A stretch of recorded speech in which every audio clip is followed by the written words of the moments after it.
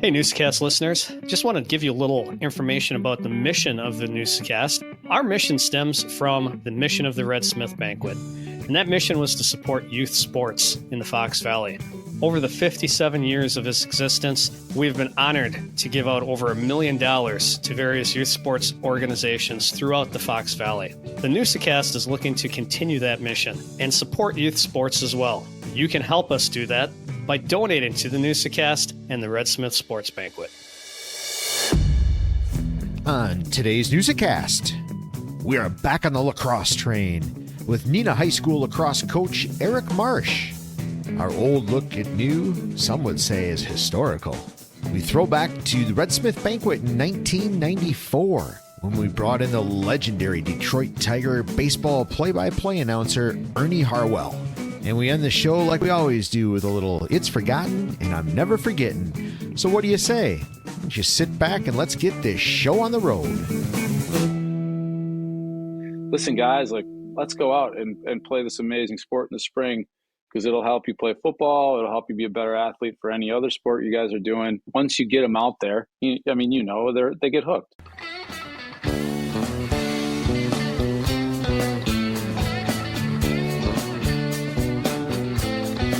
Welcome to the Newsa-Cast. What is a Newsa-Cast? It's where we bring local folk stories to life through conversation.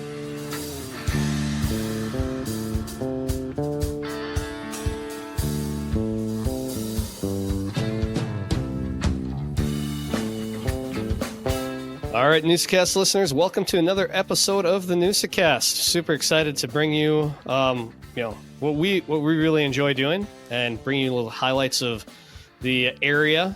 We have another great episode going back to the lacrosse world, Joe. Yes, our favorite, definitely. But it's a heart of lacrosse season, Tosh. We have Eric Marsh for Neenah, first year Neenah, first year right for Marsh at Neenah. Second year, yep. Lose track of time. That's right. Who could forget last year? But yeah, they were number 2 in the state. They actually lost a tough game to Wanakee this past weekend, who's number 1 in the state. So I mean, you can't be too down on that. But they're having a great season on the new field. And yeah, we sit down with Eric. We've had Roger Hornberger, who's Kimberly head coach. Both Roger and Marsh are coached in the summer teams, and we had Chris Green early on, and we've had a Casey Powell throwback, and we've talked a lot of lacrosse. We had Zadraga from Lawrence on, so Zadraga, and Brendan Conley, exactly. So I mean, we've hit, and you and I have backgrounds in lacrosse, so it's a little bit natural for us, Pardon my takes, a football podcast. Well, the Newsa-Cast is a lacrosse podcast, I guess. That's our favorite sport. We're right in the middle of it, Tosh. I know Ethan is. Your boy Ethan is having a good start to the season. The JV Appleton team is really on fire. Yeah, they've lost one game to Middleton, and that was it. So they're playing well. They have 3 games this week, playing Notre Dame's varsity team on Monday, big Kimberly matchup on Tuesday, and then travel down to Oregon on Wednesday. So this will come out after those 3 games, but those are 3 games in a row. It'll be a good test for the boys from Appleton United for sure. Yeah, absolutely. We'll keep our eye on that. AppletonSportsPage.com. We'll keep their eye on it. So yeah, there's a way to catch it. Go catch a game. Appleton United plays at Appleton East on that field, so it's easy to get to. Yeah, absolutely. It's fun talking to Marsh. Yeah. Marsh is, he's a longtime lacrosse guy, and you'll enjoy his engaging. So definitely enjoy hearing what he has to say about the Neenah Lacrosse program and his experiences. I know, Tosh, there's a lot of other exciting stuff coming up or in stuff being announced, like Diggstown, our house band, the Newsa-Cast house band. Diggstown is playing Paperfest, Tosh, and Kimberly this year, July 20th. They're going to be playing the original music stage. It's part of the Venture Wisconsin Craft Music Showcase. So They play great, great home original music. They'll be at, I believe they're going to be at Mile of Music. They have been at Mile of Music. They play a lot of the local spots, and they've got a few gigs lined up this summer. And Paperfest is We talked about that was one of the very first Newsa-Casts. We talked about the Paperfest, and man, that's a absolutely all-time and free admission to Paperfest. Right. Yeah, it's a blast, absolute blast to go to, and they always have some good music as well, so that'll be fun to check out. And yeah, we have to, as long as we're talking about former interviews, we have to mention Keegan Genrich is fighting. He's defending his title on Friday, June 7th, down at Horseshoe Casino, Hammond, Indiana, and he's going to defend that title for the LFC. And if you want to watch it, hey, go to Indiana and check it out. Yeah. But you can also go on to the LFC Fight Pass, and you can sign up for that. Check out Keegan's socials. He's got all kinds of information about that coming up. So that'll be an exciting fight for him to defend the title. Yeah, absolutely. No, it's exciting, Tosh. I mean, we've talked to a lot of great people on the Newsa-Cast. It's fun to watch their careers and competitions unfold, and go and check out Keegan's. There's a lot of great information in Keegan's, both just health-wise, training-wise, but just his story. And yeah, good luck to him. We're going to keep an eye on him. So two of our favorite things with Diggstown and Keegan both have exciting things coming up. Yeah. What else is going on in your world, Joe? Well, Tosh, I thought I found that just an interesting story out there. Remember those, the Guardian caps that they wear them in football a lot and practice? That's going to be allowed in the NFL this year in games. I don't know the specifics who's going to wear them, but has that accelerated the safety and headgear to go to Guardian caps is huge. Absolutely. I mean, for the NFL to do that, I know they already mandate, what helmet you can wear, and hey, you want an extra layer of protection. I mean, fantastic. Hopefully it doesn't lead to the fact that they lead with their heads because they have a good helmet and a Guardian cap as well. You want to see that pure tackling to take the head out of it, like we've talked with Nick Sam and even talked with Zeb Beyer with rugby and stuff. Mm-hmm. And you want to still work on those fundamentals and stuff. So hopefully that doesn't take away from the fundamentals. Yeah, you hope so. You're right. One on Nick was an early adapter. He's the one that taught me about the Guardian helmets. He got the AYFA thanks to a really generous grant. Those kids had Guardian helmets years ago already, so they're huge. Yeah. I wonder if a lot of the head contact. Yeah, I mean, you see the big helmet in the open field. You'll see the big hits. Mm-hmm. But really, a lot of the head contact takes place in the trenches, those linemen banging right off the bat. And I wonder if those are the guys that are going to be wearing these. I'm really, really curious to see who wears these. What I'm kind of curious is to see how they're going to be done. Yeah. Logos? Will they be the colors of the team? Will they have the logos?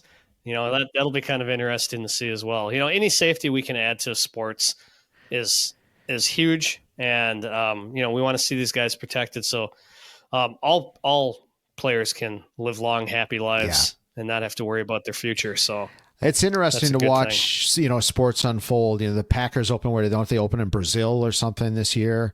Yeah. Can't wear green. And Guardian caps and stuff's evolving. It's kind of fun to watch. And boy, you look at football when we started, it doesn't really look anything like that anymore. No, it doesn't. It doesn't at all. But, it's all for the good. Absolutely. All for the good of the game, hopefully. And then we're inside a year away from the draft, Tosh, up in Green Bay. That's going to be absolutely insane. Every time I watch the news, the countdown's on. I'm like, holy cow, countdown's 300 and some days away. But, hey, I guess we're on countdown.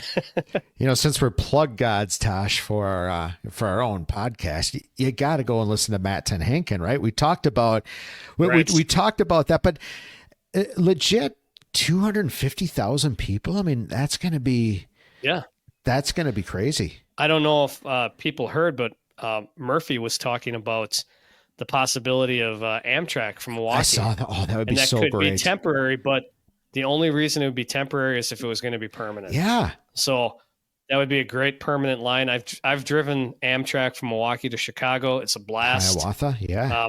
I think that would be a huge, huge resource for the Fox Valley and for Green Bay. Both ways. I think you would fill the train both ways. And I don't know how it would work. Mm-hmm. I didn't realize, I saw Murphy talk about that, and he said that there was in a study to have a corridor from Milwaukee to Green Bay. And I got to believe it go through the Fox cities, right? Appleton, Oshkosh, Fond du Lac, stop in those spots and down. How great would that be to hop on a train and be in Chicago, I presume in 3-ish hours?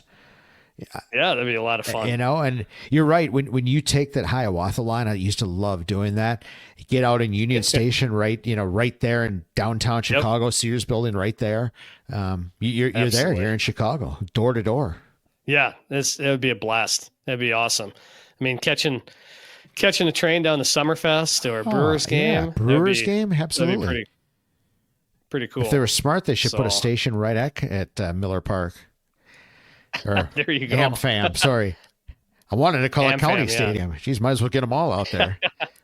Hey, why not? Orchard Park, anybody? I want to say something also. We always do our shout outs to local establishments. Yeah. And just want to mention the Hop Yard Ale Works. First of all, fantastic place to have a good beer and a pizza. Okay. But they had a huge Kentucky Derby party.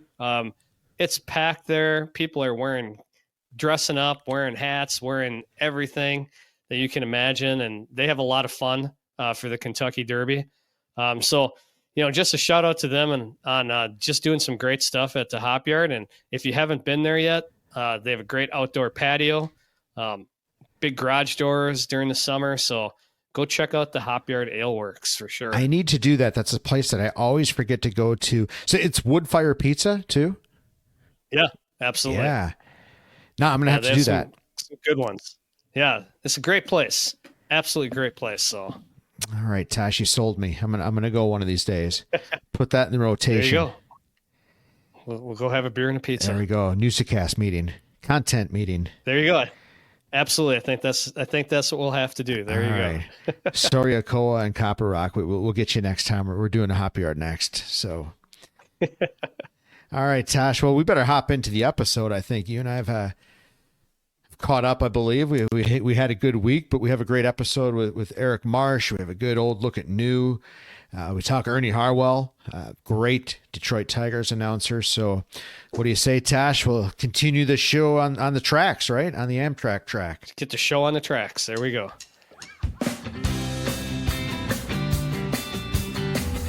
It's that time again, once again, for an old look at new, brought to you by Raleigh Winter and Associates, celebrating 55 years. Did you know that in 1962, an Appleton junior high school teacher with a strong work ethic started a residential realty company? His name, Raleigh Winter. 3 generations later, the Winters still hold true to a strong work ethic and an excellent reputation in the community. Today, Raleigh Winter and Associates remain actively involved in providing retail, office, and industrial users an affordable, well-designed working environment through the creation and/or acquisition of quality real estate in the Fox cities and even beyond new. So what do you say? Let's take an old look at new.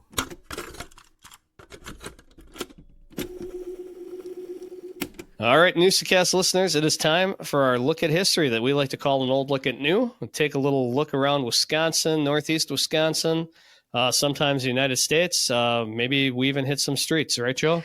We certainly do, Tosh. I almost pulled another street today, but it's funny that you say that. I get those street ideas from the Appleton Historical Society. We've referenced them a lot. They've got a great old building right on the corner of, I think it's Durkee and Washington, tiny little building, but I am going to highlight them, but they just recently announced, I'm pulling this from their Facebook page, but they are moving, Tosh, and we've talked about this building. They're moving to the old Mongo's building, which is Seitzman, a law firm, has been there. It's been there for 20 plus years. Maybe Chris is retiring, Chris Seitzman. So he has a soft spot for the Historical Society. The two got together, and the Historical Society bought that building. They are moving into that's going to be their new home.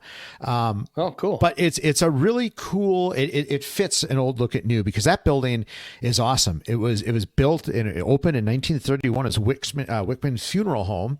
It was that until 1959. After that, Tosh, you go from a funeral home, why not go to one of the finest restaurants in town, Alex's Crown? That was there from 1961 to 72. JJ's Hot Fish Shop, 1972 to 77. I feel like I kind of remember that, but maybe not really. We're a little young. Okay. Yeah. And then, of course, we all know that the Old Look at New is sponsored by Raleigh Winter. Well, they were in that building starting in 1977. And then sometime in the 80s, it opened as another restaurant and finally became Mongo's. And you and I used to go to music there on Thursday night and, along with the Diggstown crew. So it's a long story, but all that to say that the Appleton Historical Society is moving to that building, and I'm super excited, and I highly recommend anybody once they get there. It's only like $5 to go. It's super cheap, and there's some really cool. If you like maps, go there just for the maps. Right. But it's really cool, and hey, we started an Old Look at New just to kind of highlight Appleton-ish and Fox City's stuff, and well. Thank you, Appleton Historical Society, for providing me certainly with a lot of content that I use. So thank you. But that's my Old Look at New. Tosh, how about you? What are you taking a look at?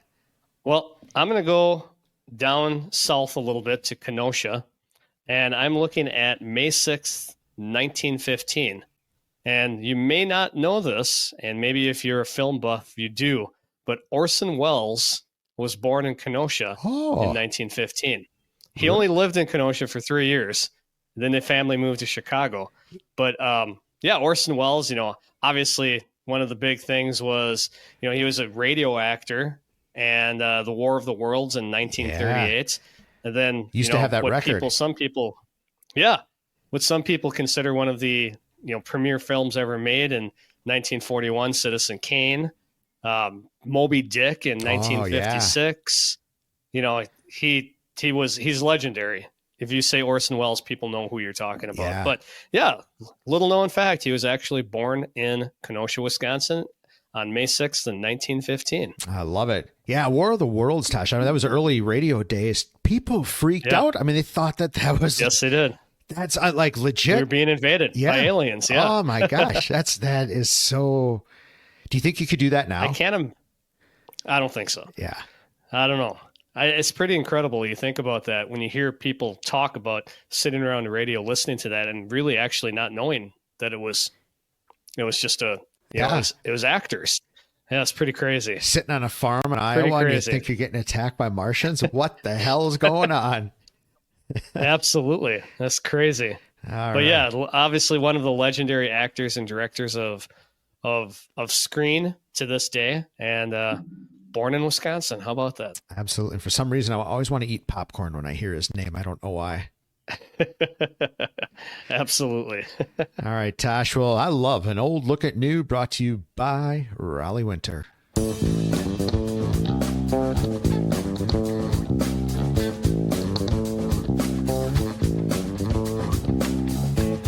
All right, guys, Tosh wasn't able to join us for this interview, but I had a chance to sit down with Eric Marsh, who is the Neenah High School boys lacrosse coach. Marsh and I talk all things lacrosse, take a look back at history and what's happening in this season, first season with WIAA lacrosse. So enjoy, folks. Eric Marsh. The first thing I wanted to just right out of the chute was WIAA. I mean, it's the first year. You're a month or so into the season. What's your assessment? What do you think?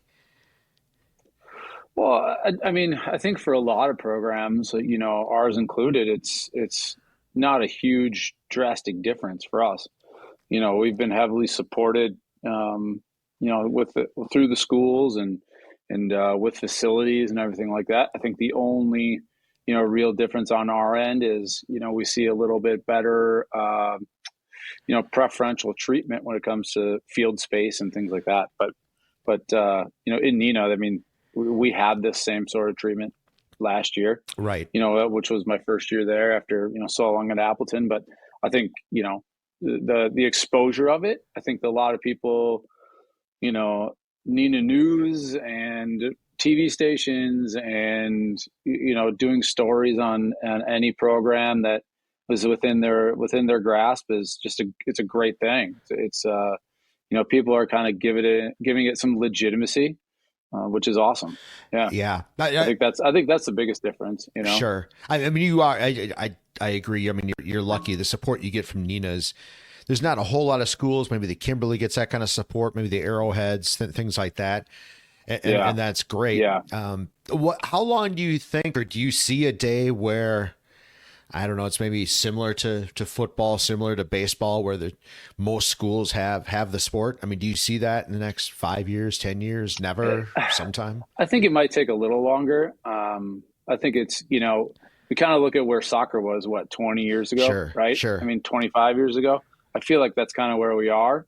But you talk to some of the guys, some of the guys that we've had out here, Casey and, the Curse brothers and Joe Nardella and those guys. And, I think it's kind of not a normal thing for them to not have lacrosse be so big, in a spring season. Right. I think it's just as big as football out there and, out east, and now, starting to be out west, and we're starting to fill those pockets a little bit. But I just think it's a matter of time, but I think it's going to take some time. Yeah. But the more and more support we get, the more and more kids that start playing, 5, 7 years, hopefully, where you could see games where they fill the stands and it gets really busy and really packed. So, yeah. But I think you can get there for sure. Now, that'd be cool to see. You're starting to see, like, just maybe more and more football players starting to play other sports. Yes. Athletes coming to play. This is their second or third sport, which is that's cool to see. Yeah, and we had that influx this year already.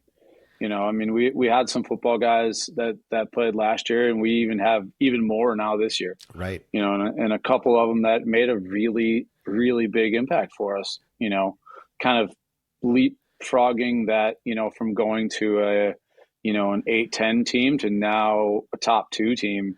And I think that's the difference. They may look a little bit awkward carrying a stick right now, right? But I mean, they're athletes, and we can utilize them, and it gives our kids that have played the sport for a long time the opportunity to focus on just a few things instead of have to focus on 20 things.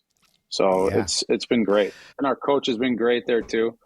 Steve Young's our football coach in Neenah too, and he supports it all the time. Him and I chat, quite a bit, and our guys are running their football programs in the off season, and he's at our games, and I'm at their games. Sure. And, I think it's a huge, huge advantage for us to have that support. It just makes sense. I mean, we've been preaching it for years. I mean, you and I have had this conversation for as long as I've known you. Yeah. But the football coaches, I think if they realize, you're right, they look a little awkward with the stick skills. That takes a little while to develop. But the footwork and the pursuit angles and the just being in competition and just fighting for 50-50 balls, all of that translates to other sports and more so than track. Being athletic. Right. Absolutely. Yeah. Absolutely. Yeah. Being athletic. I mean, I think that's the biggest thing is, and I'm not going to take anything away from running track and some kids are really good at it, but I don't see too many times a kid in football that gets to run, 100 yards free, straight, untouched. Yeah. So I think it's just getting those coaches, inviting them out to games, inviting them out to practices to say, like, listen, guys, this is very beneficial for you. This is very beneficial to your kids. And, we both can be, basically benefiting from each other. Yeah. To be able to tap into their off-season workout program, I bet that's probably a key component, isn't it?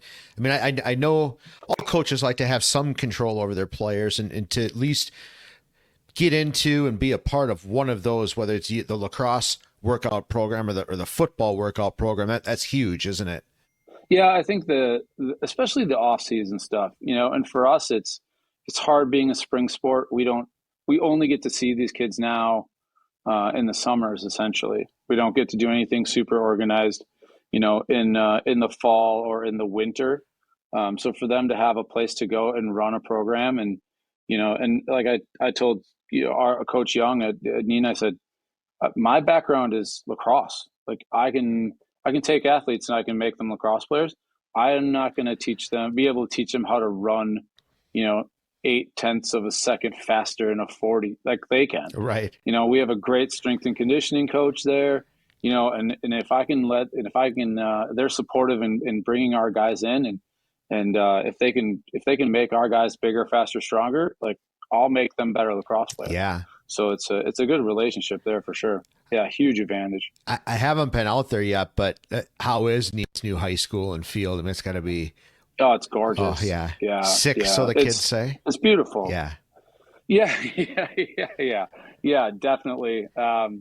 It's not to take anything away from the old high school. Yeah. I mean, that becomes a middle school for us now, and that's just wild to see. But yeah, the high school is beautiful.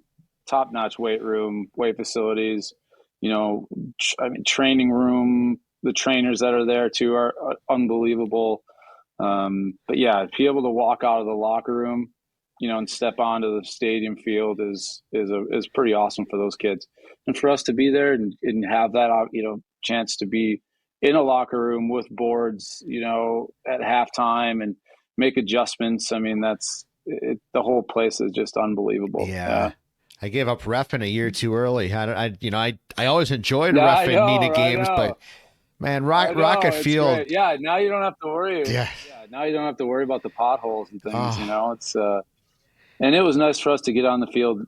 March 10th or whatever was our first day. Last year we had one outdoor practice before we hit our first game. Where here we were able to step on. Didn't matter. Yeah. I mean, the little snow in early April, that was over our spring break. Like it relieves that field so quickly, and it's just easy for us to get out there. Miss maybe one day on a storm instead of a week or two. Yeah.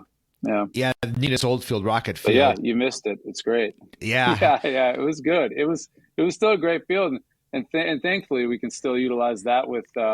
With our middle school. Yeah. Our AD has been pretty awesome about that. And we get to, for 2 years now, we've hosted the end of year tournament, for the youth program at the middle school now. So, and then we're going to do it again this year. So it's been great to have that even for those kids.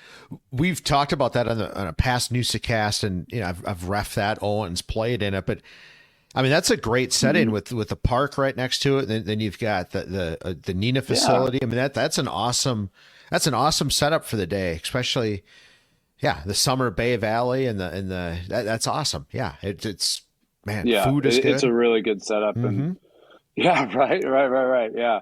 Yeah, it is. It's a perfect setup for that. And everything is really, close and compact and easily walkable. So, it sets up really nice for that, end of season deal. The big field house at what's the middle school now? So that stays the same. That's just a middle school field house. Yep, stays the same. Yeah, it stays the same. So yeah, it's quite a facility for those 5th through 8th graders. Yeah. But no, and we were able to utilize that. Like that's where we hosted. All of our off-season captains practices, sure. and things like that. They were all held in the big field house, so we have access to that just as much as we do our practice gym at the new school, which is also the size of the field house. So it's no problem there. How does it now? So you're playing under WIAA rules. Things change. How does it work for you guys that coach like the summer programs? What's your contact with players in the off season? I mean, can you coach a player on a summer team? The summer program is fine. Okay. Yeah, we can coach on a summer team. We cannot coach in the fall or the winter. Okay. So we can attend. There are times where I have to go open up the facility. We can't have the players unattended, but we can't have actual, coaching contact with any of those kids in the fall or the winter. So once the start of the school year starts, we are off limits until the first day of the season. Sure. Yeah. But the summer's fine. We can coach all those kids, and if it's club or just training or whatever like that. Yeah. Right.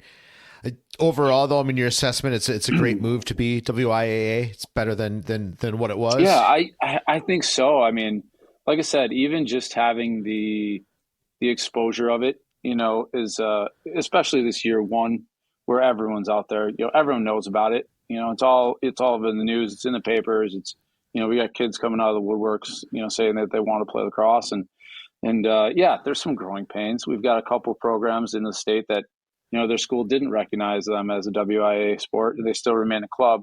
But I think 2 of those 3 for sure are moving into WIA next year. Right. And then, hopefully we could just keep the growth going. And if there are programs that want to do a program, or want to have a team, that they'll have support with their athletic director and their school to do it, instead of just saying, we've got 2 or 3 kids and a couple really eager parents. That's kind of how all these programs start, but if we can get extra support with the schools, I think that's just a way to promote growth, and that's our ultimate goal. Obviously, we've been doing this a long time. You've been involved in a long time. That's all we want is a sport to get bigger, right? Because we love it so much. Right. Yeah. You are right. It just does take a couple of people and just that excitement for a few years to get it going. You see it with, the Kimberly program, the Pulaski program, even the Appleton program. I mean, you were a start of that, the Neenah program's probably been going the longest almost, hasn't it, overall? They have been around a long time. Yeah. They have been around a long time. So it's, I think this is like 22 years or something for them. Yeah. So yeah, it's been established for a while, but, and I think once you get some of those high school programs established, it's making sure that you have a youth program, and making sure that they're well run and well organized, because that's only going to feed your program for the future. You look at some of the programs that are up there right now, in the top 5, top 10, and there aren't many that don't have a really good youth program. Right. So it's it's synonymous with success, and and it should be. If you get kids playing early on and you don't have to train them all as freshmen or sophomores, and hopefully get a year or 2 out of them, you're in way better shape. Yeah. No, absolutely. So that's why like, as much as it is, I'd love to just kind of relax on Sundays. Yeah. Yeah. But those are game days for the youth, and I want to be involved and want to be there to make sure that we've got the right things happening and the good people in place, and we want to get this thing as big as we can. And in 1 year we have 2 U14 boys teams and 2 nice. U14 girls teams this year.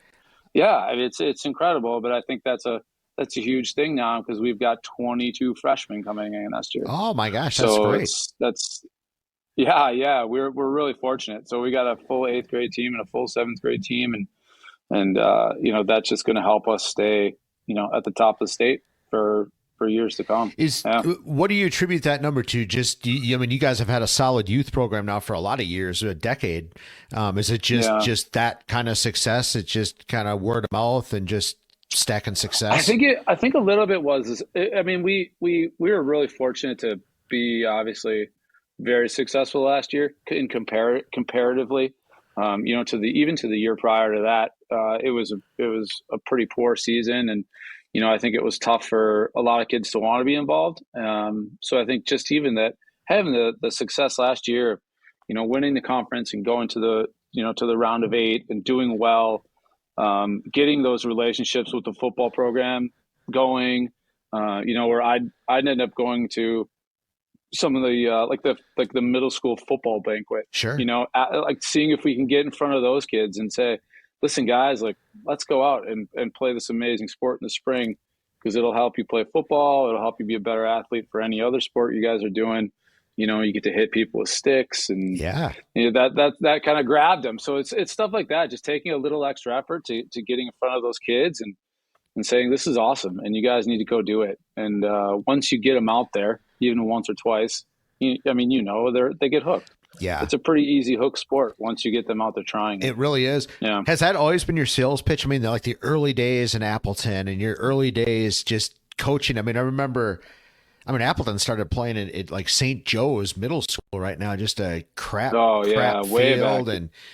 And That's way back. Yeah. Now you play on a nice turf field, but in those early days when I know, right? Yeah. You're lucky to have 10 kids, maybe 12. You're hardly have any subs, but you're just playing lacrosse. That was still, though, your message, just come out and play, right? Get a stick and ball. It is, right? Yeah. Like no watching. Like you just, you want to just everyone you talk to, everyone that you that you come in contact with, and whether if they know you or not, and I mean, I think my one of my favorite stories of that was the Teddings.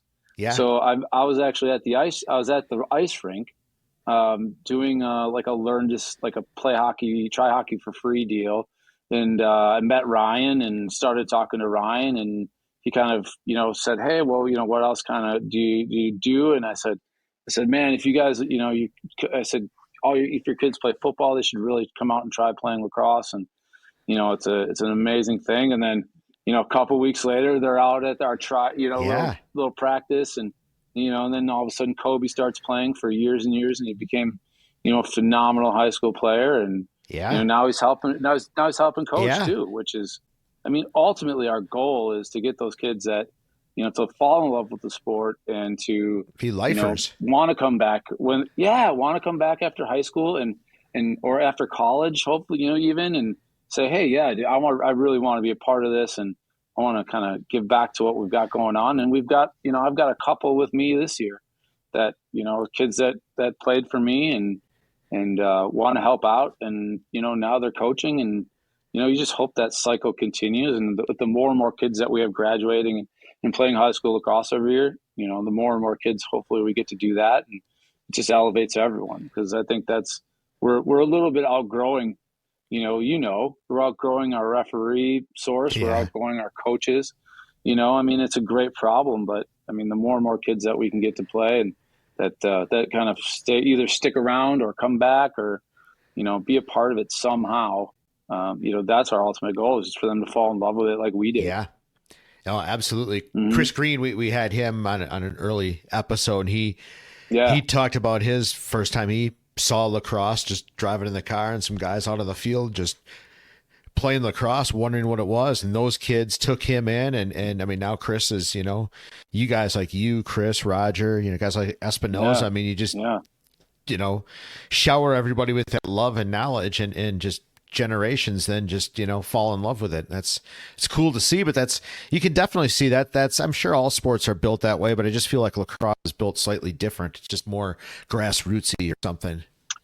It does. It feels a little bit more intimate. Yeah. It feels like, I mean, look at like I said, some of these other guys that we've even had out here, with Casey and Joe and some of those guys that are some of the best in the world. They're best, literally, like captain of Team USA, all, Team USA guys, top 2, top 3 in their positions. And, I can call them up and say, "Hey, my buddy Joe wants to know if you'll speak at the banquet." And he's like, "Hey, I'm in. Let's go." And so I do agree with you. There is like a small family, intimate feeling to it, and obviously, if it grows like crazy, you might lose a little bit of that. But I don't know how much will you lose of it. I still think it's just the way it is. You keep your gear.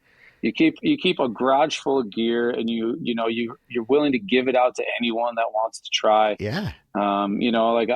I think I'm finally dwindling down a little bit to where it's like, oh, hey, I think I only have a couple sticks or a couple pairs of gloves. Like, but that's awesome. Like I'll give kids anything if they want to start playing lacrosse. I mean, that's just the way it is. And I think a lot of us feel that way all the time. Right. We all do. All of us coaches. I mean, if you look at any of our cars right now, you'll see like Roger, myself, any of these guys, like it's just anytime we see a kid that wants to try it or wants to play lacrosse or wants to be involved, like we're going to make sure that they absolutely love it and fall in love with it. Traveling salesman for lacrosse. No, right? It feels like that. Yeah, it definitely feels like that sometimes. Are you seeing here, or it seems like a lot more kids now from this area are going on to play college lacrosse? Is that kind of the case? I think so. Yeah. I mean, we've always had the one or two that'll go on and play, but I think a lot of people or a lot of kids are understanding the opportunities that they have to play lacrosse in college. There's a lot. I mean, especially on the girls' side too. Like if you want to go play collegiately and you're, a decent varsity player, like there's absolutely a place for you to play in college. And, I think lacrosse is one of the highest percentages of high school athletes that go on to play.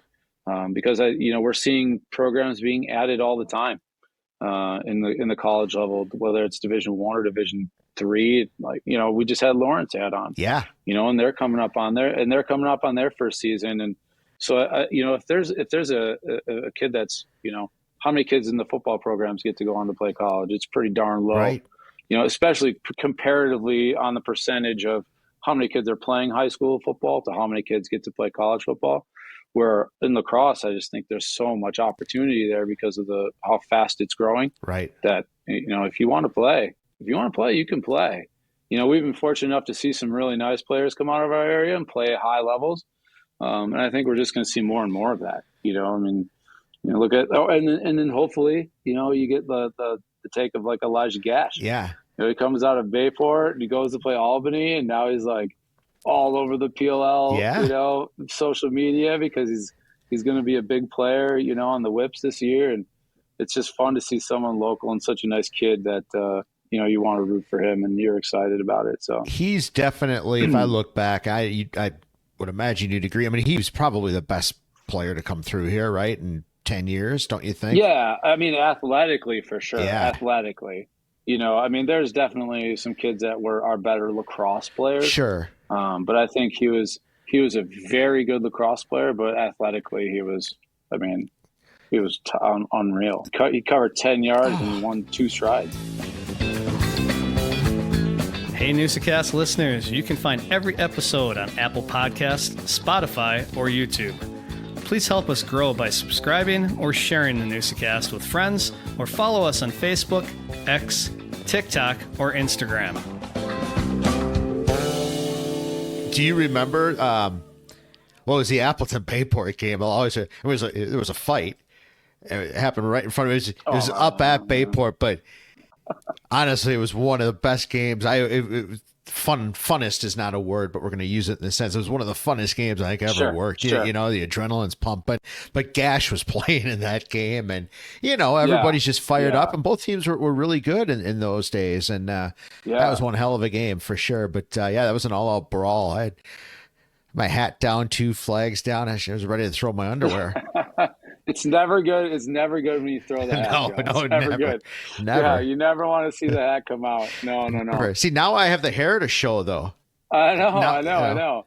Those are kind of the moments you don't forget either, right? Yeah. And then you look back and you see the same kid like walking into training camp with the Galdang Scotty shirt on. It's awesome. Yeah. And and he loves where he came from, and he knows where he came from, and now with Earhart on the Whip Snakes retiring, his LSM role is there, and he's going to get a ton of playing time, and it's going to be pretty awesome to see him out there. Yeah. So he'll definitely have the Wisconsin support for sure. But yeah, I think with more and more of those kids that are playing now, and more and more top athletes, it's not just like, and I don't want to be, I don't want to say back in the day it was kind of more of a clique or like a small club type of group of kids that would play, where it wasn't necessarily your starting quarterback or your starting tight end or whoever else. But I think we're seeing a lot more of that. And I know we're seeing on our level, like some of our best football players are now playing lacrosse, which is awesome. Absolutely. Do you like just a rules question? Do you like the PLL rules? I mean, are you just an all-out field guy? Traditional field rules. That's the way I like it. Or I'm kind of. I think there's some good things. Yeah. I do think there's some good things to it. I think even just a little bit shorter of a field is pretty awesome. Yeah. It just makes it even more more action. And the 2-point shot. I don't know. I doubt we'll ever. The 2-point shot. No, I don't know. I don't know about that one. At least at our level. Yeah. I don't need kids trying to pull up from 25 yards. And, they're doing it anyway. Go for the 2, but yeah. Oh no, trust me, we're trying to avoid that, Joe. But no, I think they've got some rules that are really great, and and I think they've got a good hybrid of things there. And I don't know if we'll ever see a shot clock come into the high school level, but it very well could be, and I wouldn't be opposed to that.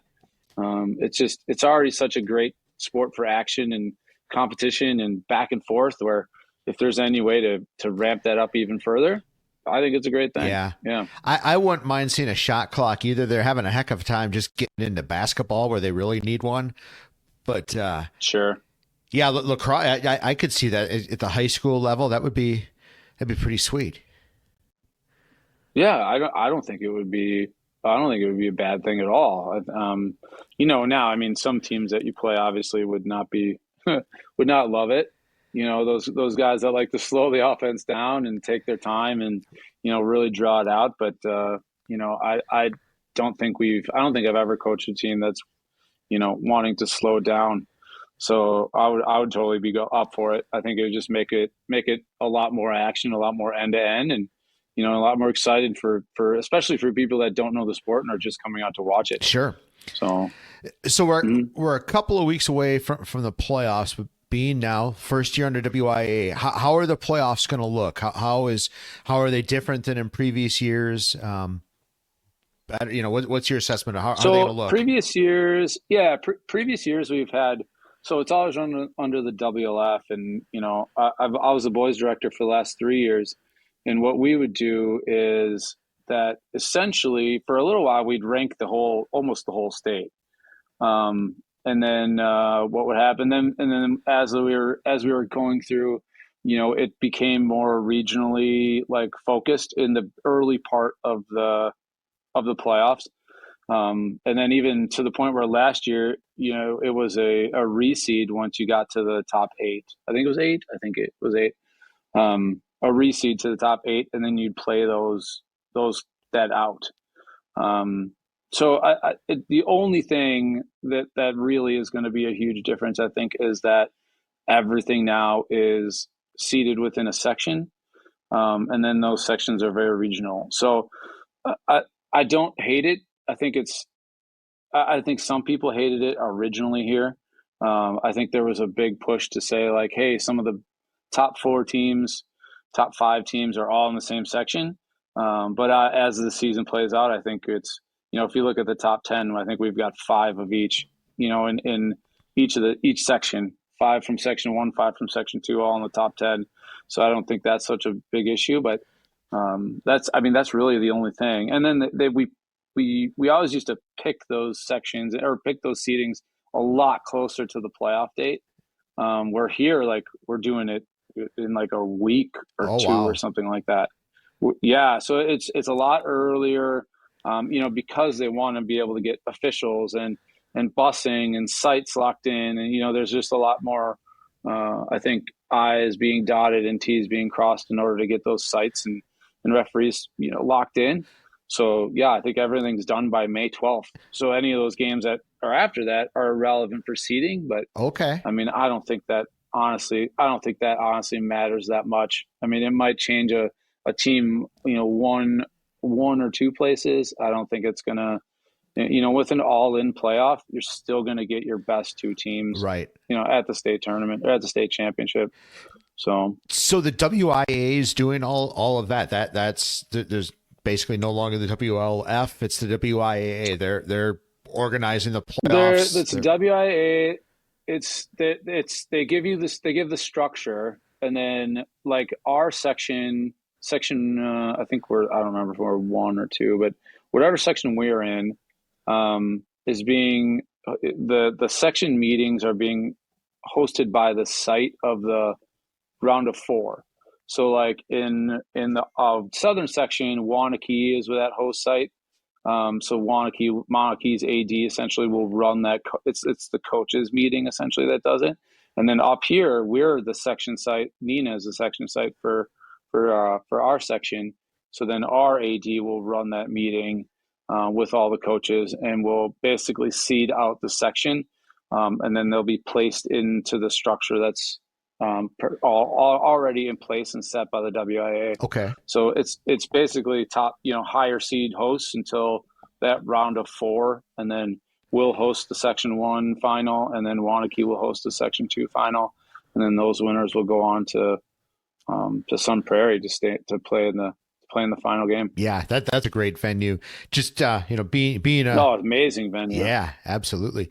Being a former official, I'm not sure if you know the answer to this. How are the officials chosen through the playoffs? I mean, kind of know how football works and it goes on rankings. But I think it's similar to football. Okay. Yeah, I think because we rank. Oh, you do?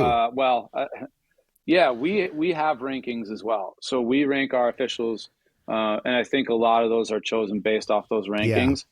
I don't know. I mean, I don't think that's going to really matter until probably, like the round of 8, Right. Because I just don't think we have enough officials to really worry about rankings. But I mean, I'm sure it'll weed out some of the lower ended ones that that we just maybe if they're brand new this year, they probably they don't need to be refereeing in a state playoff game. Right.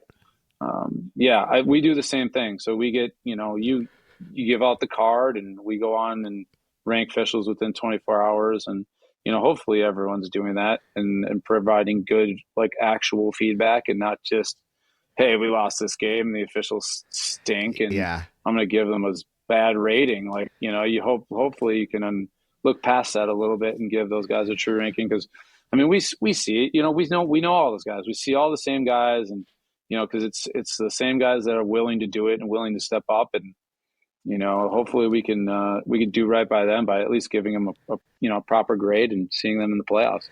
Yeah, it's an imperfect system. The grading you wish you and it's impossible at the high school level, but you wish there were observers and qualified people to observe the officials. Not saying that coaches aren't, but coaches aren't. I don't think the appropriate people.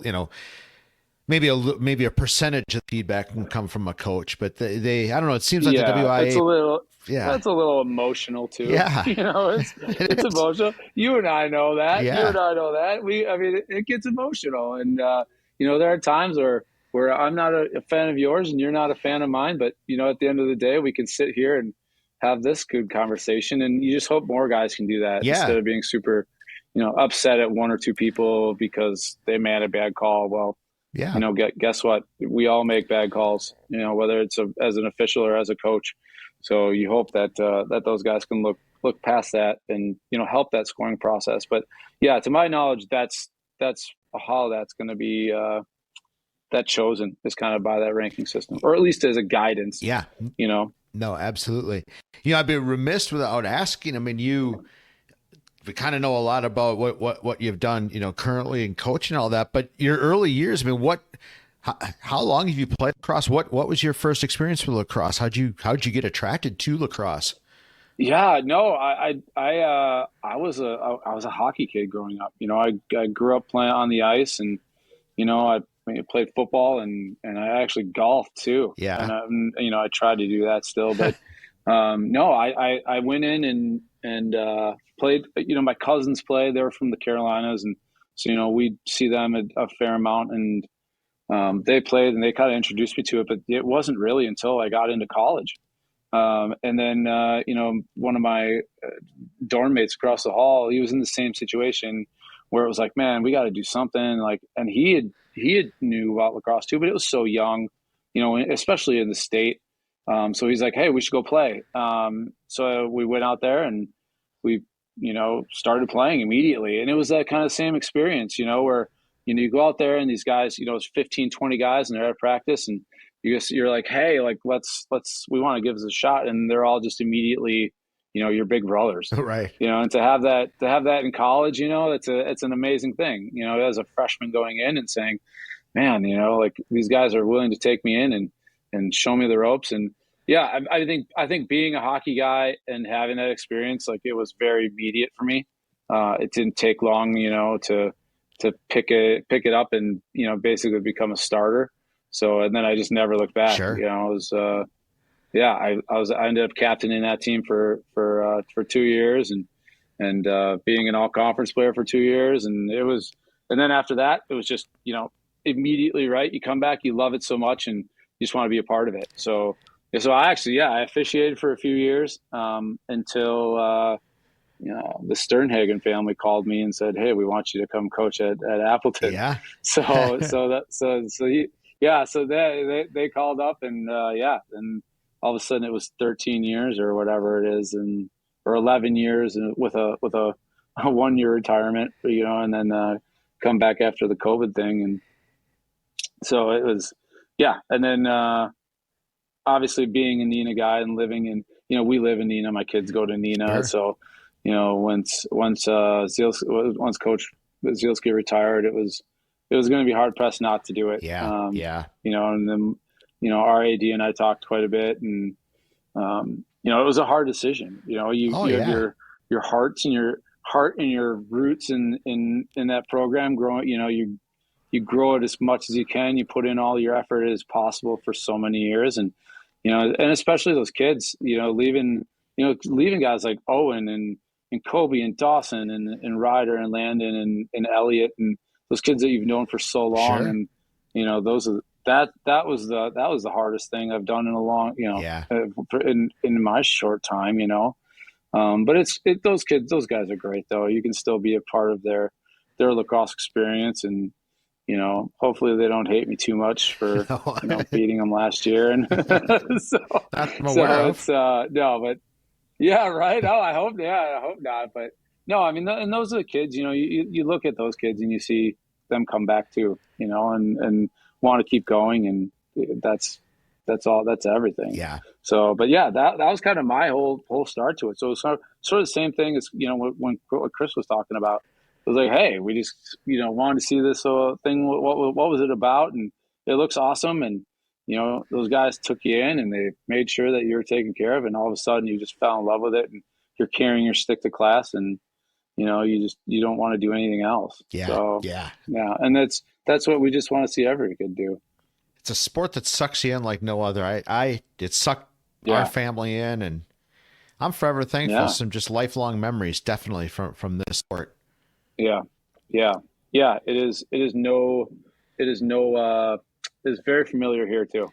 So all three of mine are now playing too. So it's even our youngest, she plays, girls lacrosse, and she's only 10. Yeah. I always look at that too, and I'm like, man, if I could have played the sport when I was 10 years old, like that would have been just even better to have 6-7 more years of playing. It's a good experience, but I know they love it. So at least I hope they love it. Oh yeah. And the girls' side is growing as well. We should talk about that, for a minute. That side is growing.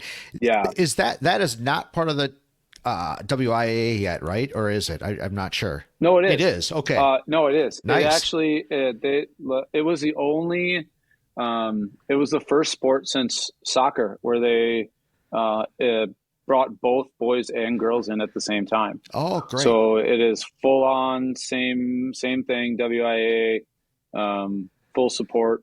Yeah. Full WIAA tournament, state tournament. So it's, same set of rules, same set of everything there that we have.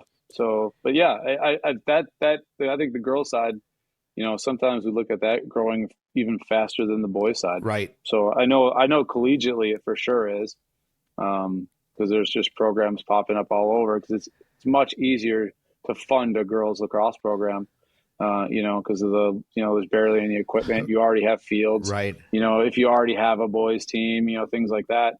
But it's growing like crazy, and we saw a need for that. When my daughter was in like 7th grade, and she's a sophomore now, but 4 years ago, and we said, man, we really need to kind of ramp up our youth programs around here. So, we kicked off a Valkyrie program that is now, turned into Appleton, Kimberly, and Neenah all having youth programs. Yeah, that's awesome. So in just a short couple of years, it's fantastic. And we get more and more kids playing, more and more girls playing too, but I think it's a nice thing for girls though too, because the cost of entry with lacrosse is much, much lower than the boys side. Sure.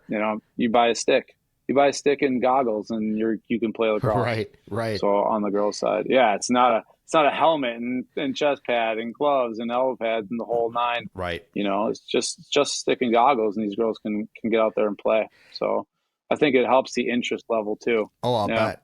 Yeah, you go to some of these summer tournaments, and they have 200 teams, and a third of them are girls teams.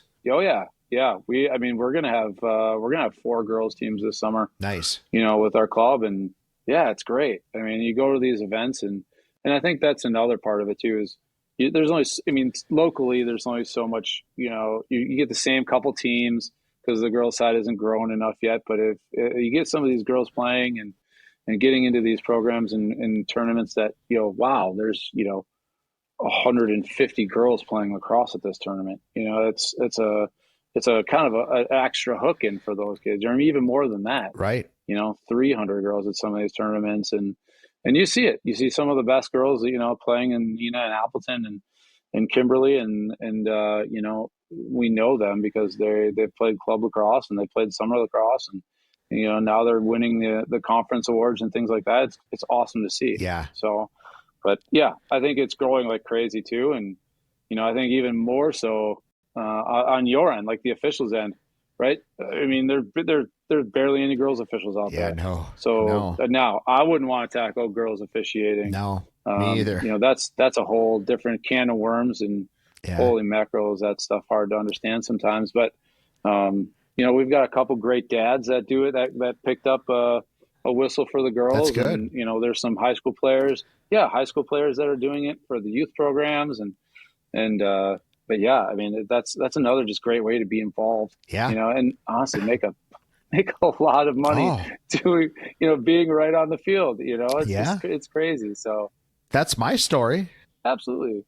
You get a good chunk of money just to stand there and watch a great sport. And not stand. Obviously, there's some work to it, but you get to have a front seat to that, and it's an added bonus.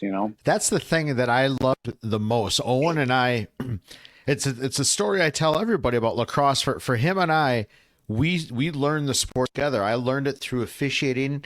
He learned it through playing. Mm-hmm. But we learned, we kind of learned the sport a little bit differently. But we have that bond together, and it's a great way. I'm glad to hear that a couple of dads picked it up on the girls' side, because it is a special bond you can have and talk to your kids in a way that most, people can't talk to their kids about the sport that they're playing, because you're right. A part of it. You're on the field together. You're coming at it from different angles, but you're talking the same language. Yeah. Yeah. And I think that's probably the one, like probably one of the hardest things that we have to kind of overcome as a sport, at least in our area, is that we don't have dads that, or moms that play lacrosse. Yeah. So this is all so brand new to them. I think that's a little, like, it makes a lot of families hesitant to get involved because they just don't know anything about it.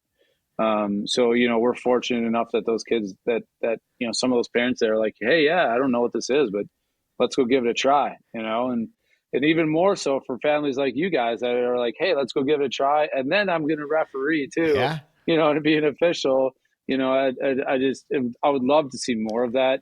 But I know it's good. That's going to take some time too. Yeah. I mean, there's very few of us in the area that have played, for a long time. And we all know each other already because we're already either coaching or officiating or, in some capacity.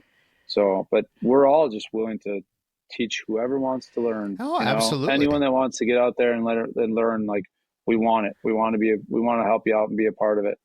The only experience I had going into it was I was a football official going into it, so I understood the mechanics of officiating, but that's all. I didn't know a lacrosse ball from an apple, and I didn't. Sure. You could have told me anything, and I would have believed it. It took a long time to develop, but what better way to just completely learn and understand a sport than to just officiate it, put yourself in the action? Yeah. Well, and we're fortunate, and it probably wasn't as prevalent when you started out, but like, we can start a lot lower level now. Yeah. For a while it was like, you're going to be an official, you're certified. Here's a high school game. Like, that's not necessarily the greatest path to success. Like going to Oneida in your first varsity game isn't the best. Oh my gosh. Yeah. Right? Oh yeah. That's not. Yeah. So it's exactly like that. Like, we're now, at least we've got, youth games running every weekend, and, at all levels, U8 through U14, and boys and girls. And, if people want to be involved and not just jump in head first, they can get their foot wet, and wade in really slow with some of those youth levels. So it can be a little less daunting, than when you guys just were like, hey, we're jumping in and we're going play, here's a high school game. No, absolutely. Let's go try it. Yeah. Jeez. Yeah, I don't envy that either. That was my first high school game. Was I can't remember who the opponent was. I just remember going to Oneida against. It might have even been Neenah. Yeah. I can't remember. But, yeah, good times. Down at the end of their high school, down in the in the forest or whatever. That's right, it was. big hill. I love that field. That's like my favorite field. In a weird way, it is. Yeah. It's a weird way. I don't know if it's like the tradition part of it or something, but the history of lacrosse and what what Oneida Nation means to lacrosse, but I don't know. I've always loved that field. Yeah, it's always been one of my favorite places.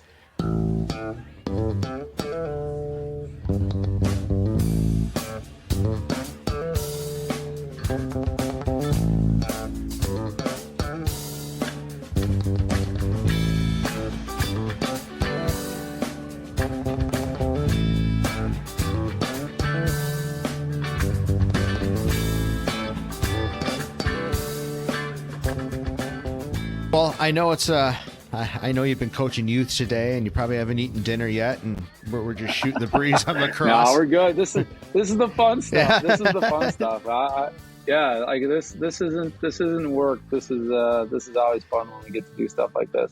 So especially if we know people are going to hear it, and hopefully if it brings 2 or 3 people out to play lacrosse.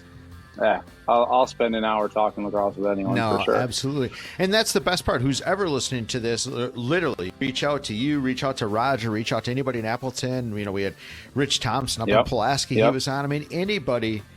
That's the great thing. You're right. Anybody will talk lacrosse. Everybody will welcome you with open arms. They don't judge. It's just, here's a stick, here's a ball. And we'll get you we'll get you wherever you need to go with all the information that you need. And we'll probably even just tell you if there's a practice this week and you should come out and give it a shot. Yeah. It doesn't matter if it's the start of the season or the end of the season, in the middle of the summer. No, it doesn't matter. We just want kids to enjoy the sport. Yeah, absolutely. And there's ways. I mean, we've talked on here about different grants and things like that. I mean, money shouldn't be an issue. It should just be, it's a sport that any kid can play, and there's opportunities to play.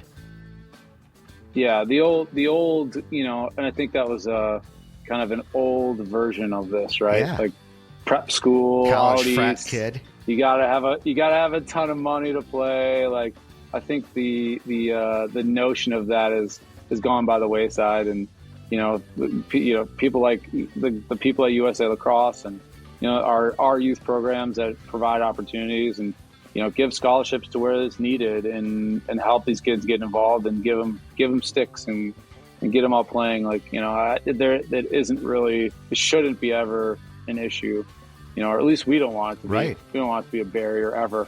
We just want kids to play. We just think it's awesome. No, absolutely. Absolutely. And we still need to develop that idea of speed lacrosse with Casey up here. Have the speed lacrosse tournament. I just thought about that the other day too. I think the PLL was talking about their like street lacrosse thing. Yeah. And I was like, gosh darn it. I said, I gotta get Casey back on the phone and we gotta talk about that. 'Cause, that would be pretty awesome. It'll take a little bit of time, but it would be a blast for sure. For sure. I think it's definitely feasible. Oh, absolutely. I had breakfast at Authors with Owen the other day, so we would get Casey up here for another breakfast there. Yeah. Yeah, definitely. I think we can get him back there. Yeah. I think we can get him back there for another breakfast for sure. Yeah. So, hopefully, yeah. No, great guy. Definition of stud, Casey Powell. Oh my gosh, yeah. He's a great guy. It's always fun to have a guy like that, that you can connect with and rely on, and he was one of the best to do it. So it's a good relationship to hang on to for sure. And we had him on a throwback. I can't remember what episode it was, but anybody interested in the Newsa-Cast YouTube page, you'll find Casey. It was one of the first ones we put out, I think, was his appearance at the Red Smith I do Banquet. Remember seeing that. Yeah. What a great night that was too. No, absolutely. They're always fun. Definitely. Well, Eric, that was good stuff, and good luck in the playoffs and first year under the WIAA. And thank you. No, thanks for having me. Anytime we can get anyone talking about it or thinking about it, I'm going to support that for sure.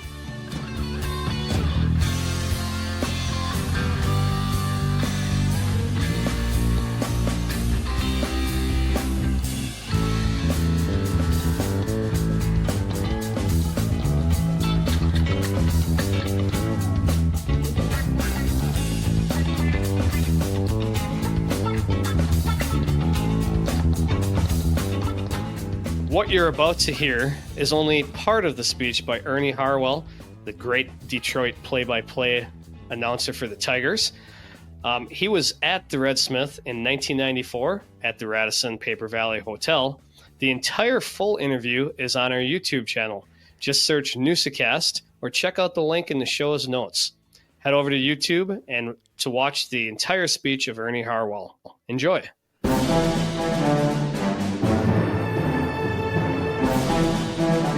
Red Smith Sports Awards. Banquet Throwback.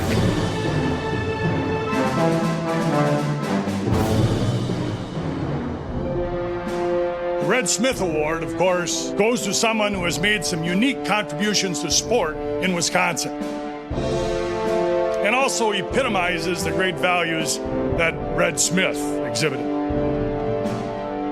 Let's give a Red Smith welcome.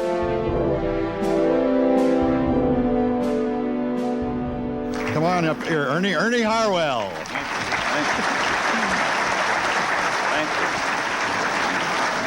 Thank you, Bob, and thank you, folks, for that very warm welcome. I want to congratulate Jill and Bob on their awards and also the many other awardees, and I think it's just great. I want to congratulate the committee on making these awards a little bit portable. I think it's nice that you can put that in your suitcase and take it home. I know when I was working with the Giants back in the 50s, I was broadcasting the New York Giant games, and at that time, the photographers of New York had an award, the Good Guy Award, and they voted it to Hank Bauer, the great outfielder for the New York Yankees. And we were seated around Toots Shore, that famous watering hole in New York, and Henry was there, and we were kidding him about the award. And a couple of the guys said, "Now, Hank, when you get that award, we want you to bring it over here and show it to us here at the restaurant." So he goes over to the Waldorf Astoria across Manhattan to pick up the award, and it turns out to be a grandfather's clock.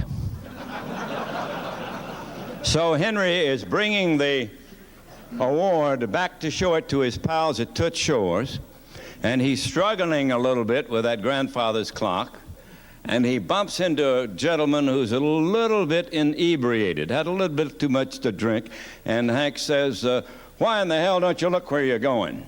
And he knocks this drunk down, and the drunk looks up, puts his hand up on his chin and said, "And why can't you be like everybody else and wear a wristwatch?"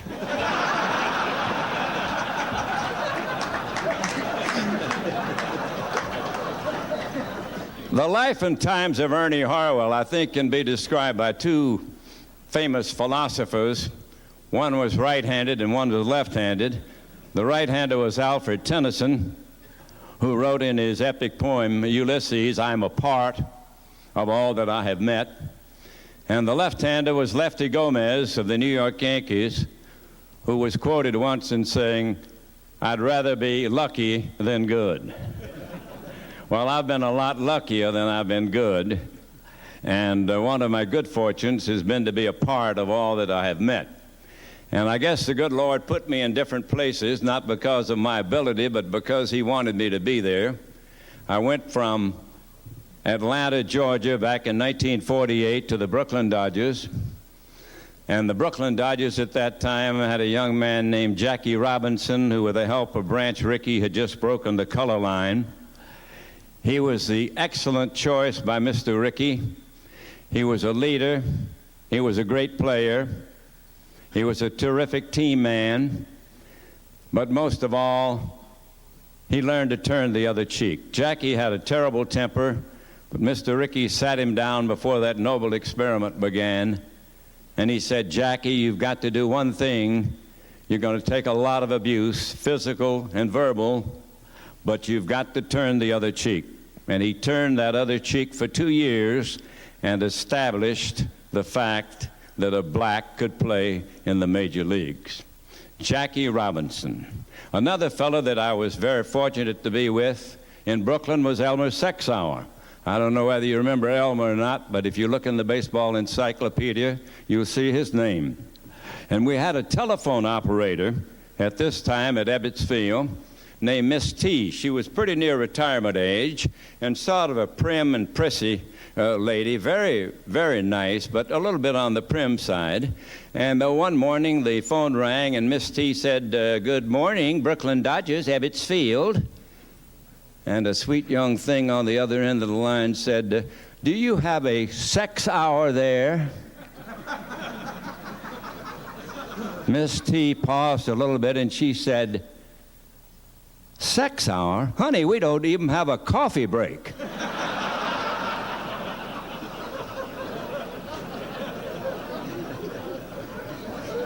So I was very fortunate to be there with Elmer Sexauer and Jackie Robinson.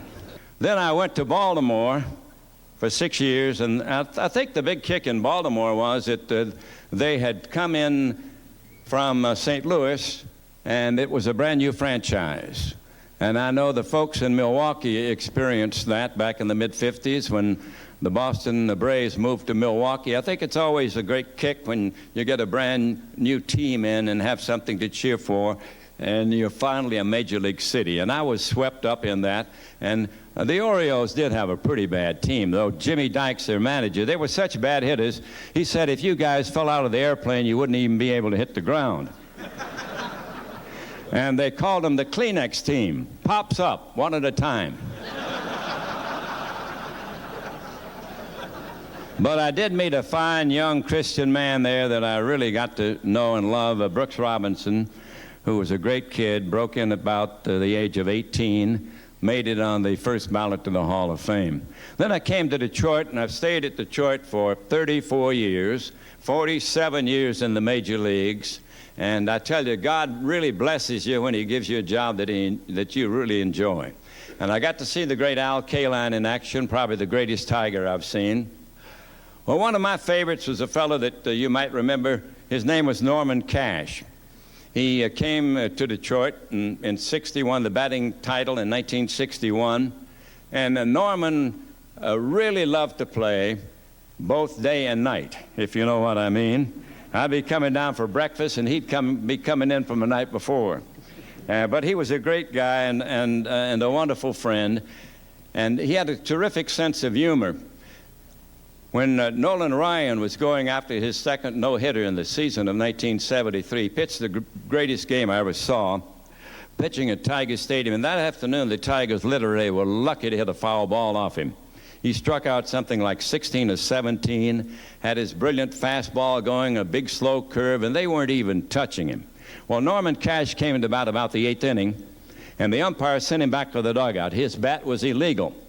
And I asked him after the game, I said, "Norman, what was it that made your bat illegal?" He said, "Ernie, I wasn't going to hit that guy anyway." So I went into the clubhouse and I got a leg off the table and took it up there to home plate.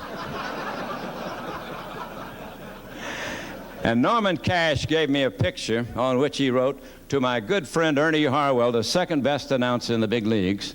And then underneath it he wrote, "The other 25 tied for first place." My kind of guy.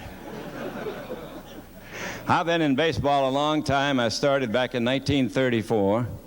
The year Sparky Anderson was born. I was the Atlanta correspondent for the Sporting News when I was in high school at the age of 16. And I really love baseball. And I know it's got a lot of problems, but I think baseball is a survivor. And I've seen it ever since the 20s. There's always something that's going to knock it down, but it always gets back up. It's such a great game that it succeeds in spite of itself. And in spite of all the things that people do to it, it's still the greatest game of all. And back in 1955, I wrote a definition of baseball that the Sporting News ran for many years as an editorial on their opening day. And if you'll give me a couple of more minutes, I'd like to close my remarks and see if you and I agree about what baseball is. Baseball is a president tossing out the first ball of the season and a scrubby schoolboy playing catch with his dad on the Mississippi farm. A tall, thin old man waving a scorecard from the corner of his dugout. That's baseball. And so is a big fat guy with a bulbous nose running home one of his 714 home runs. There's a man in Mobile who remembers that Honus Wagner hit a triple in Pittsburgh 46 years ago. That's baseball. And so is a scout reporting that a 16-year-old Sandlot pitcher is the coming Walter Johnson. Baseball is a spirited race, a man against man, reflex against reflex, a game of inches. Every skill is measured, every heroic, every failing is seen and cheered or booed, and then becomes a statistic. In baseball, democracy shines its clearest. The only race that matters is the race to the bag. The creed is a rule book, and color merely something to distinguish one team's uniform from another. Baseball is a rookie, his experience no bigger than the lump at his throat as he begins fulfillment of his dream. And it's a veteran, too, a tired old man of 35, hoping that those aching muscles can pull him through another sweltering August and September. Nicknames of baseball, names like Zeke and Pie and Kai and Home Run and Cracker and Dizzy and Dazzy. Baseball is the clear, cool eyes of Rogers Hornsby, the flashing spikes of a Ty Cobb, and an overaged pixie named Rabbit Moranville. Baseball, just a game as simple as a ball and bat, and yet as complex as the American spirit it symbolizes. It's a sport, a business, and sometimes almost even religion. Why, the fairy tale of Willie Mays making a brilliant World Series catch and then dashing off to play stickball in the streets with his teenage pals, that's baseball. And so is a husky voice of a doomed Lou Gehrig saying, I consider myself the luckiest man on the face of this earth. Baseball is cigar smoke, hot roasted peanuts, ladies' day, down in front, seventh inning stretch, star-spangled banner.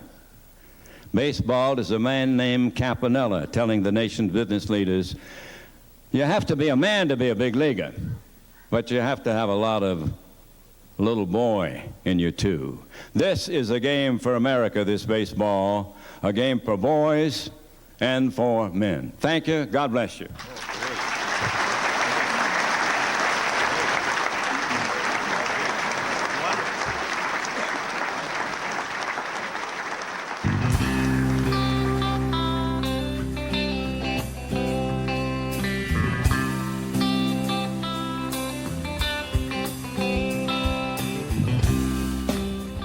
All right, Tosh, we'll a throwback to 1994 and Ernie Harwell, buttery smooth voice, legendary Detroit Tiger, play-by-play radio announcer.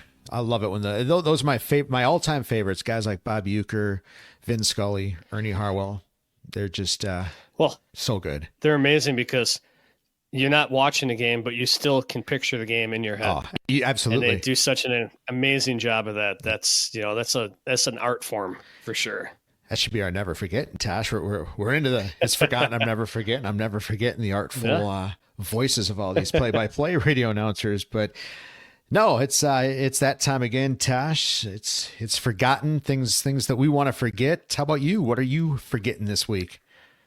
Well, I am going to throw this one out to all the people who have dogs in the spring, and it's that winter coat coming out. Oh, yes. And you can vacuum every single day, maybe even twice a day, and there's still dog hair all over the place. And having 2 Springer Spaniels, there's a lot of dog hair. Yeah. I think we've been vacuuming every single day right now. And it's, I want to forget that for sure. You can, Hazel, my best, you can literally just see the hair or the fur just come off. And absolutely. My socks, I mean, it's they look like I'm wearing wool socks. Yeah, it's unbelievable. It's unbelievable. Yeah, Tosh, we're hitting it all, man. Dog poop last week, fur this week. That's all you. It's tough to be it's tough to be a dog owner this time of year. It is. I'll stick with the fur. You can stick with the poop. Yeah. So thanks. I appreciate that. What do you want to forget, Joe? Well, Tosh, some of my greatest memories have been watching just baseball, Saturday afternoon baseball. Haven't done it in a long, long time. I can't remember the last time I really watched a baseball game. Found myself home on a Saturday night this past weekend and ordered a pizza. And first thing I flipped on, it was an MLB game. I thought, you know what? I'm going to watch a baseball game, have a pizza. It's going to be an outstanding Saturday night. And it was. But good God, it was Tampa Bay. What the hell happened to the uniforms? They are just horrid. Absolutely horrid. I do not know what Tampa Bay was wearing. It looked, I can't even describe them. They were black, but then they had, all the modern colors. My backdrop they had like colors like that on this black, but it almost looked like formal wear. They looked uncomfortable. Great baseball game. Fantastic. Great pitchers duel. They were playing the Mets, but and you look around some of these uniforms, and I get uniform sales are huge. It's a huge business. And maybe I'm just the old guy yelling at the clouds, but man, some of these uniforms are just brutal and I want to forget them. And I cannot believe somebody thinks it's a good idea. Well, I saw those City Connect uniforms that they decided to do that supposedly connect with the city. I mean, the Brewers have the Brew Crew, which has like the grill on and the mug of beer. They're light blue. Yeah, sure. And so all the teams have these City Connect. I think that's what you saw with Tampa. I think they try to wear those when they're playing like big games and stuff like that. And it's all about the money. I mean, it really truly is. Well, I wouldn't spend one nickel on Tampa Bay's gear. I can tell you that. So maybe the Brew Crew, but goodness sakes, I definitely want to forget that. So just wish they just had a home uniform and an away uniform. Yeah, I mean, just two. Exactly.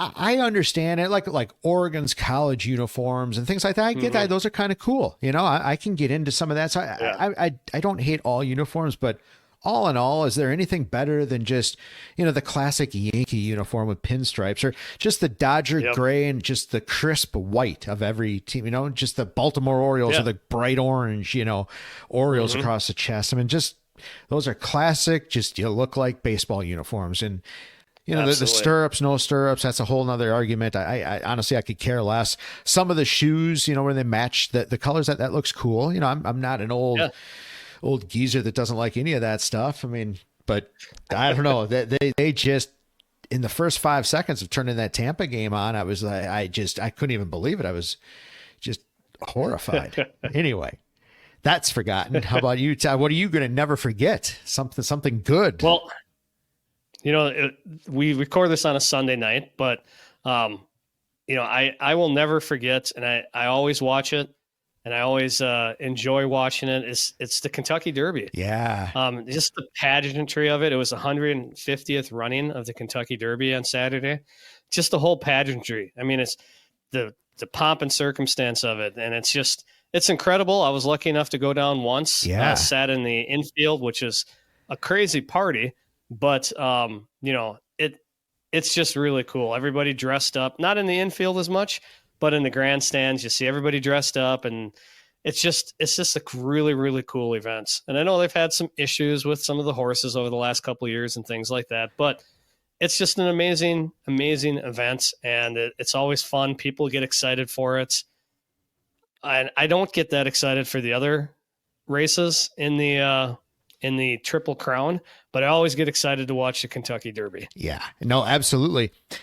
So two things. One, I had heard, Bob Baffert, right? So the horse issues taken care of with Bob Baffert kind of out of the picture. So we're good there. And then, was it the Preakness, which is the 1.5 miles? I heard that's going to 1.25 miles. I think it's the Preakness. So part of the Triple Crown is going to 1.25 miles. The Preakness is getting, where they run that is getting remodeled. So they're actually running it at Saratoga track. So it's going to get shortened. Okay. I just read something about this. I'm not all into all the racing and stuff, but I know there's construction at the track that the Preakness is normally run at. So they're running at Saratoga Springs or something like that. Oh yeah. And that's going to be a shorter track. But it's a legendary track. It's it's a legendary horse racing track, and there'd be a lot of excitement for that as well. Dave Portnoy's favorite track, home track, Big Cat. They love it. They always make a weekend or a couple of weekends. Going there.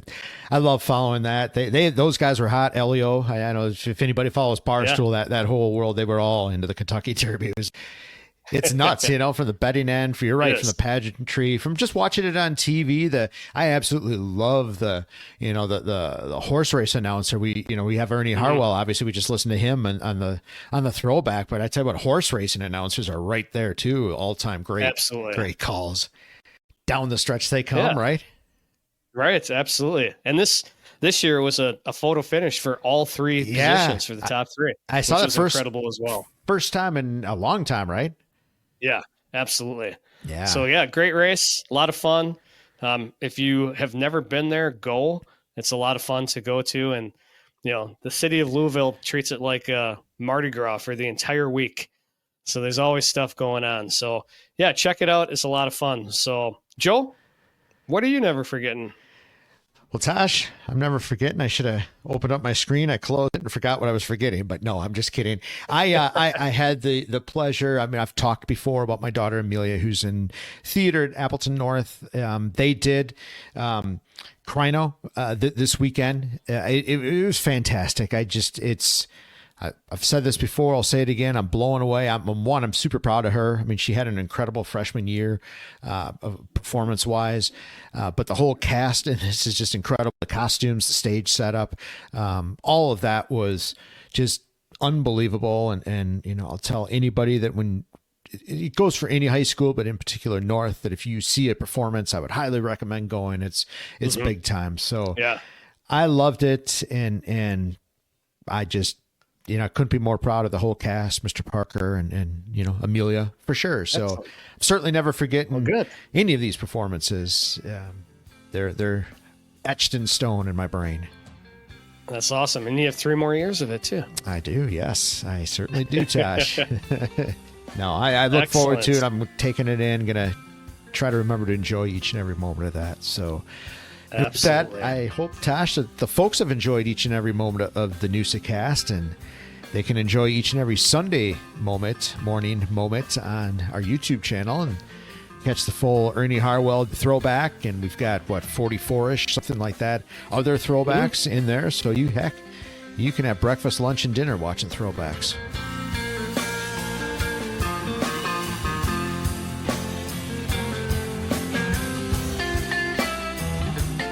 Thank you for listening to another great episode of the Newsa-Cast.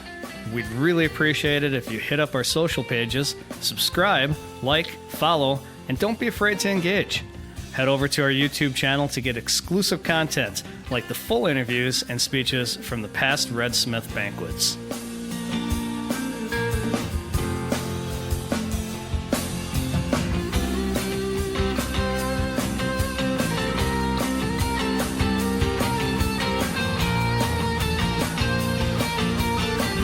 Thanks for listening to the Newsa-Cast. We really appreciate your support. If you haven't subscribed yet, please do so and tell a friend. A huge thank you to Diggstown for all the music in today's episode. Catch a gig or find them on Spotify. Help us grow by subscribing wherever you get your pods or sharing the Newsa-Cast. Follow us on Facebook, X, TikTok, or Instagram.